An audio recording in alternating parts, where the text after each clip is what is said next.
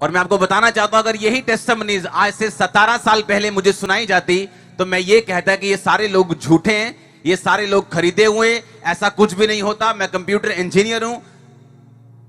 मेरे दादाजी income tax में थे, बहुत बड़े ऑफिसर थे जलंधर में,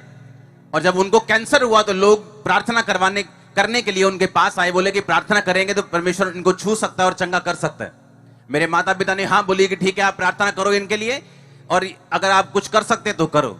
और जब मुझे मालूम हुआ कि मेरे घर में कुछ क्रिश्चियन लोग आए प्रार्थना करने के लिए, तो मैंने गालियां निकाली। मैंने बुरा भला नहीं बोला, मैंने गालियां निकाली कि ये क्रिश्चियन लोग जो हैं, हम हमारे घर नहीं आने चाहिए,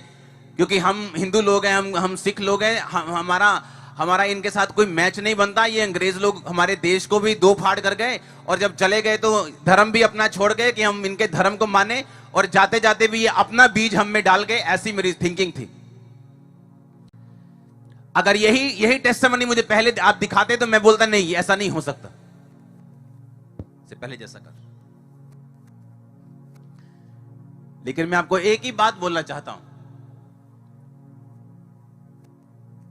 मैंने यीशु मसीह को मानने से मना किया, यीशु मसीह का खिलाफत किया, यीशु मसीह के लोगों को गालियां निकाली, उन्हें बुरा भला कहा, और कुछ देर बाद मुझे मेंटली अपसेट के दौरे पड़ने शुरू हुए।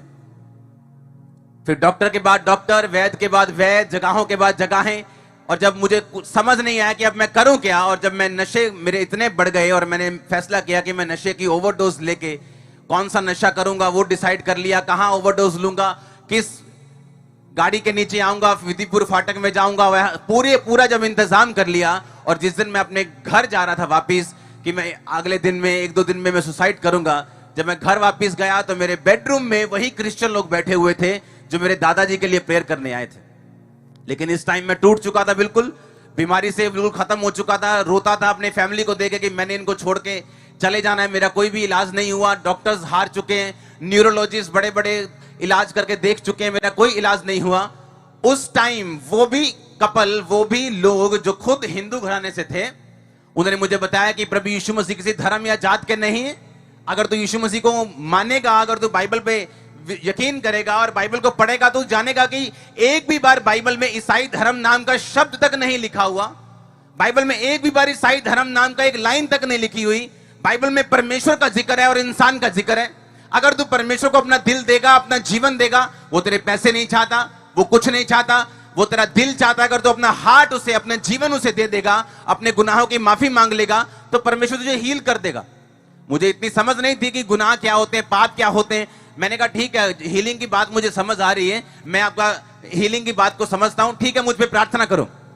16 अगस्त 2004 को रात को 8 बजे नशा किए हुए मैं चर्च देख के आया था, उनका घर देख के आया था, जहां घर में चर्च लगती थी कि आजा तो चर्च दिखाते हैं, और उसके बाद तो रोज यहां पे आया करना या संडे संडे आया करना, और तुझ पे प्रार्थना होगी और परमेश्वर तुझे हील करेगा। और पहली प्रार्थना में मुझे एक बात की समझ आ गई थी, जब पहली प्रेयर मुझ पे हुई थी कि ये परमेश्वर कोई बातों का, किताबों का परमेश्वर नहीं, ये जिंदा परमेश्वर। जब पहली प्रेयर हुई मुझे यकीन हो गया था, हील तो मैं नहीं हुआ था कंप्लीट, लेकिन मुझे यकीन हो गया था कि अगर कोई मेरा इलाज कर सकता है तो वो यही है। हालेलुया।